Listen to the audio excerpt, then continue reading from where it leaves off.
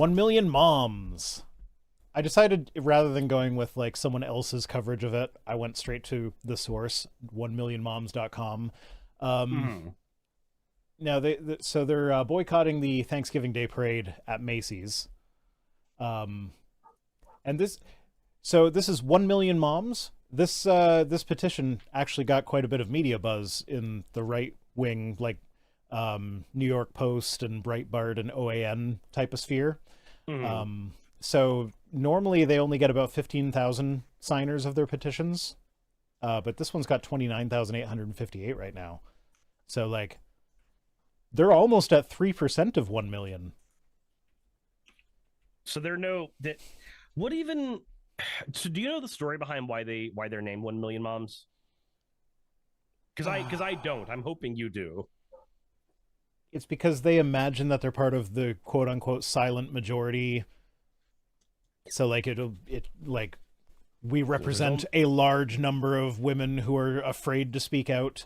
We're actually I kind of accidentally did a bit of a deep dive on this one, so we'll get into the yeah, a bit of the hypocrisy around their name, 1 Million Moms. Yeah, so they say no to the Macy's Thanksgiving Day Parade. So unless they are forewarned about it, this year's holiday parade will potentially expose tens of millions of viewers at home to the liberal LGBTQ agenda. Like, Jesus. how are they going to do that? Because performance showcased in the parade will include music from true Broadway musicals, Anne Juliet and Shucked, both of which feature transgender and non-binary performers in major roles. So like they're expecting like a 10-year-old kid to watch a parade, hear some music from that parade, and then recognize that that music is from a show in which there is a trans or non-binary character, and then be like, oh, because I heard that music in the parade, I'm trans now. What the fuck are these people on about? I don't think anybody understands what makes somebody trans, because nothing turns you. It doesn't. Nothing turns you trans. Even if something did turn you trans, this wouldn't be it. like do they really think that kids are going to be permanently altered by like, oh, I heard some music, and that music is also in a different context represents a non-binary or trans character? I mean, like, the kid's not going to know that context unless they've gone to see the play, in which case they're probably with parents that are supportive anyway. So consider this, Rhino. These are the same people probably that were on board with the satanic panic, or at the very least guaranteed dealt with this shit when they were kids and they internalized it instead of realizing it was all bullshit. So actually, yes, Rhino, these people do believe that subliminally you can be influenced that deeply by music. They think that already because they think Satan's in it. We've already seen this shit. Mm. So Scott Dillahunt says, how much to get a Rocky Horror Picture Show float in the parade? I would love to see that. That would actually get them upset. Oh, for sure. Well, this actually gets them upset. I don't know what they do with that. That's the thing. If they're going to be freaking out about such minor stuff so regularly, nobody's going to listen if they actually have a point at some point. Mm-hmm. So, like, they are the boy who cried wolf. It's like, I remember I started watching the new DuckTales show because 1 Million Moms put up a stink about there being a gay couple in it. The gay couple show up for all of 2 seconds in one episode. I watched that entire series looking forward to the gay couple, and they were a blink and you miss it moment. Yep, I think there's only 2 scenes that even feature them at all. Donald Duck being trans was more obvious than the gay couple. Like, it just... And they didn't even mention it on 1 Million Moms. They completely missed that one. Although I will say, Lightyear was a good film. I enjoyed it. It was. I wasn't talking about Lightyear, though. And not just because it made all kinds of people angry for no good reason. Well, I mean, I can see how, like, in universe, that's not the kind of movie that Andy would have gone to see as a kid and gotten him that excited about that Buzz Lightyear character. So, like, it doesn't really work from that perspective, but it was still a good movie. I still enjoyed it. I think the beginning of Toy Story 2, the video game where it's like Buzz versus Zurg, that they're somehow playing a 3D game on a Super Nintendo like that. Well, it was supposed to be off-brand Star Wars. Yeah, like it made more sense that Andy would get excited about that canon than what the actual Buzz Lightyear movie was still, but still it was enjoyable. And I'm not Yeah. gonna lie, the outrage quote about that movie probably influenced me to watch it more than any of the trailers actually did. Yeah, absolutely. Me too. Just complete opposite of what they were intending. It's the same thing with I've got a new show that I'm going to watch. We'll get into that too. Lord of Uzclax says Donald Duck is trans.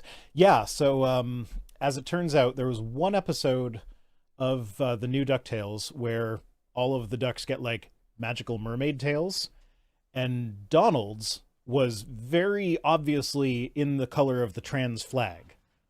And so that that kind of piqued my interest and was like, what?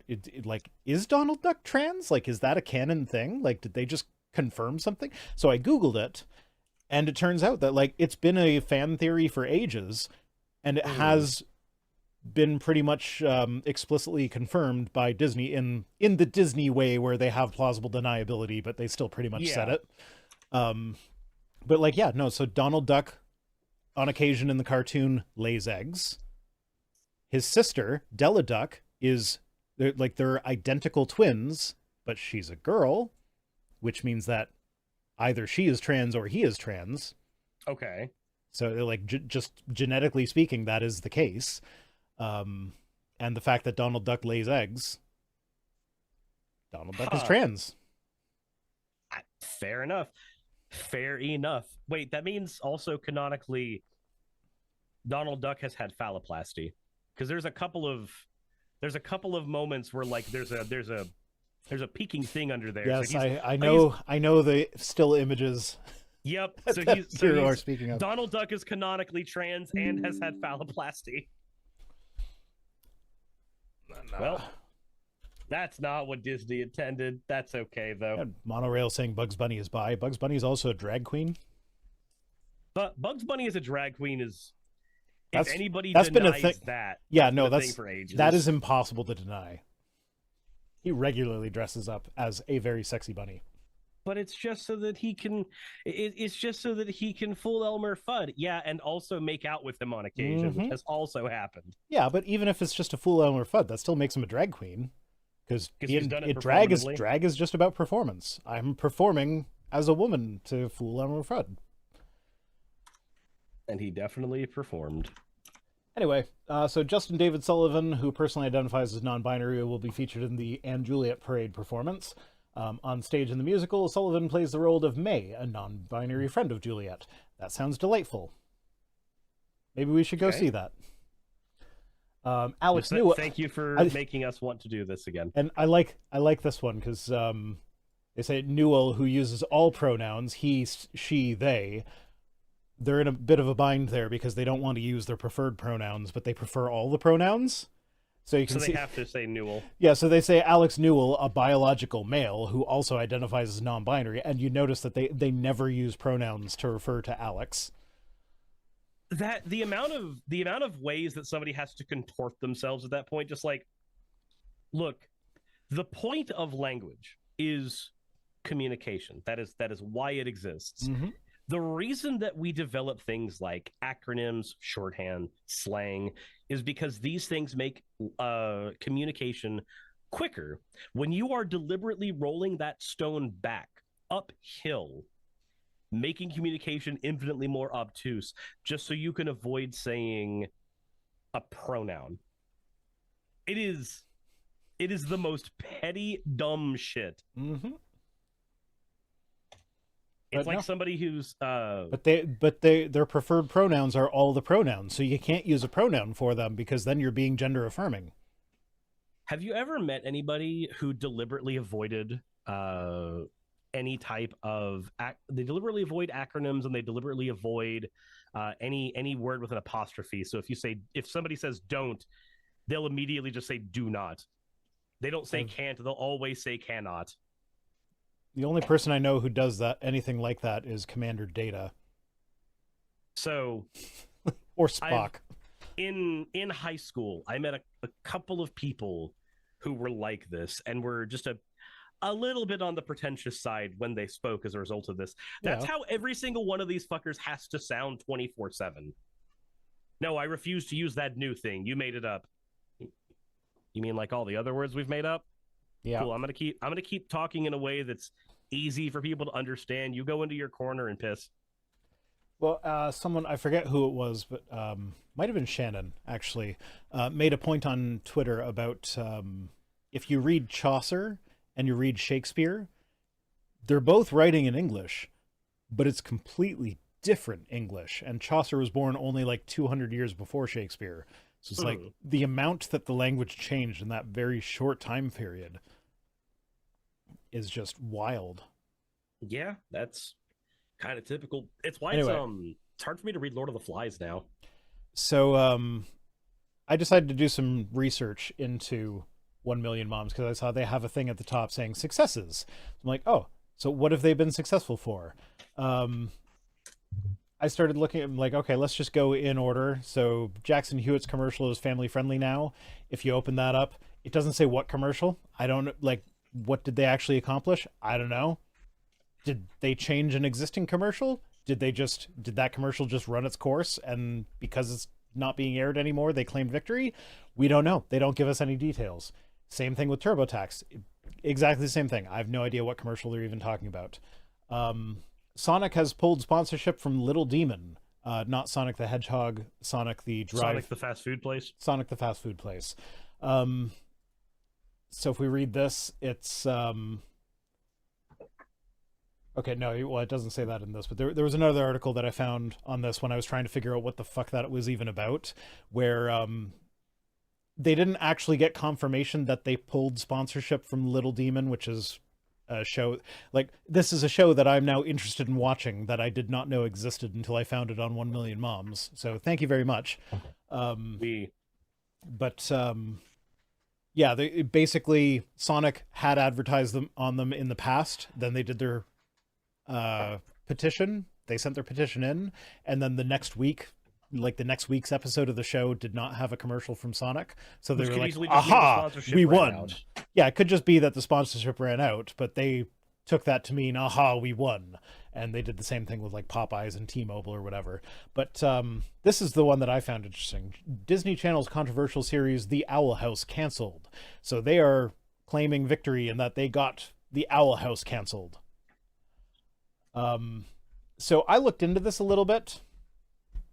The Owl House, when they announced that it was canceled, the first sentence in the article announcing that it was canceled is Disney Channel has picked up a third season of the Peabody animated fantasy comedy series, The Owl House. Does that sound like it was canceled because of pressure from 1 Million Moms? Hold on. What's the title of the article say? The Owl House renewed for season 3 by Disney Channel, or by Disney Channel ahead of season 2 premiere. Even now, the title. To be clear, the third season is the final season, and the creator of the show was not happy about the third season being the final season. So it is not a like this was just the story arc and it's over now. It was a Disney is not interested in a season 4. But they took, we are doing a season 3 and that's going to be the last season as, yay, they listened to our petition and canceled it for us. This is the so back when I was an Alex Jones fan, we would get these emails all the time about the ways in which merely knowing what the Bilderbergers or whoever the villain of that month was supposed to be, merely knowing what their goals were was enough to stop them from going through with whatever plans they were doing. So we'd get these emails that went like, we won. Raising awareness for this has stopped the globalists from doing X, Y, or Z. Now, 99.999% of the time, knowing about something doesn't actually change jack shit about what's going on. It doesn't. Nope. You raise awareness about something, and that's cool. You raise awareness about something so that somebody engages in action. That's the point. But I know from experience that people who are in these conspiracy woke bad, I mean, it wasn't even called that back then, but these conspiracy woke bad circles a lot of them do legitimately believe that just learning about this stuff, it inoculates you and protects the world around it, not actually doing anything. Yeah. So this does not surprise me. No, so those are the kinds of things that they consider to be successes.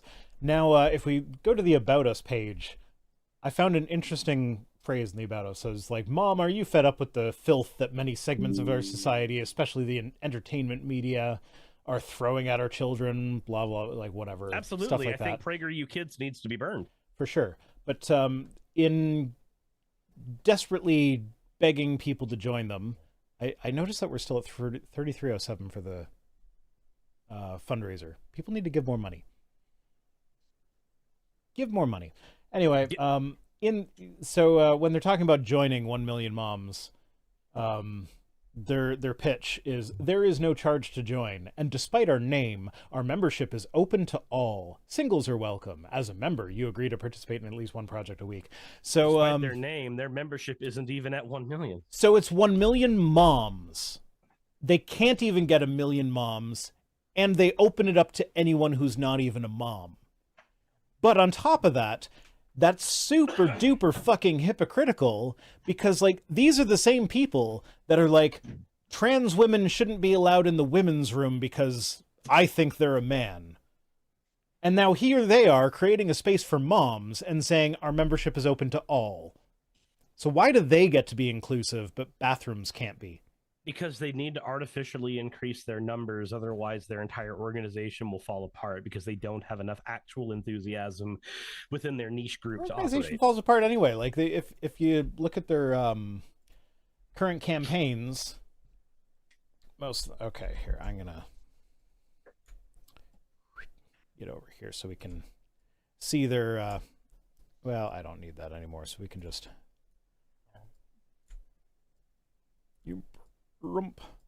So these are their petitions. They got 15,000 petitions for something about vitamin water. They've got 18,000 petitions signed for an inappropriate Snickers ad. This is an ad for eHarmony that attempts to normalize sin for 14,900. Like they barely ever break 20,000. Oh yeah. This is IHG Hotels attempts to normalize sin. It's a fucking hotel. What do you think people do in those places? So I don't know, Rhino, but I was told not to bring a black light into them, and I don't know why. Could you tell me why, Rhino? Could you explain that? Because everything lights up in there. That sounds cool. I like glow in the dark stuff. It's not a good kind of glow in the dark. Yeah, but like IHG Hotels had a commercial featuring a gay couple. But it's like... Did they use the stars instead of the dinosaurs? I don't know. I used to work at IHG. It's Crown Plaza, Sheridan. I think they own the Marriott as well. I don't know. But 1 million bombs is only able to count to 10,000 from my chat. Yeah. Senshini says, sleep? That's what people do in hotels? Like, yeah, that's one of the things they do. But, like, hotels and motels have been, like, there was a time when it was considered scandalous if a small town opened a hotel. Because what do people do in a hotel in a small town? Nobody's traveling to the small town. So the hotel would often also have like a brothel or whatever. Like think Dr. Quinn Medicine Woman, where the hotel, the guy who owns the hotel also is the pimp. Well, of course, you have to be entrepreneurial. Your enterprise needs to be such that you don't rely on other people for your success. So, just go ahead and own the supply and the demand, both of them at the same time. Yeah. But like, makes sense. My point is that like hotels have been well known to be dens of iniquity, so why they're surprised that a hotel would advertise to people that they don't approve of. Like, yeah, that's they want people who want to fuck in their rooms. That's their whole business. Not the whole business, but like it's a good chunk of the business. It is a whole business. Yep, you are correct. It is a whole business. My partner just shook her head, just so you know. That's good. I'm glad. She's not really paying attention, but like she's paying enough attention that like I can see when she is thinking like that's a dumb joke. Why would you say that? Fuck off, guys. Somebody needs to donate money to the charity for that bad joke. I mean, somebody did donate because we're at 33.57 now, and that's not what it was at before. Hey, I just quickly want to give a thank you to all of my wonderful patrons who keep the show running. YouTube and Twitch are a pretty bumpy ride at the best of times, and the stability a Patreon provides me is worth more than I can say here. I'd also like to thank each and every one of my $20 and up patrons here, and they would be Britzkrieg, Cameron, Dren, Jemshin, Smiling DM, Poundini, Mabbity Babbity, Naomi, Isaac, Agamotto, Jordan, Ravi, Giuni, Kiratorian, Prisma, all of you, I'm not saying that part, and Starlight. And finally, thank you to everyone else that helps keep this channel alive. While you're here, why not check out another video? And thank you for watching.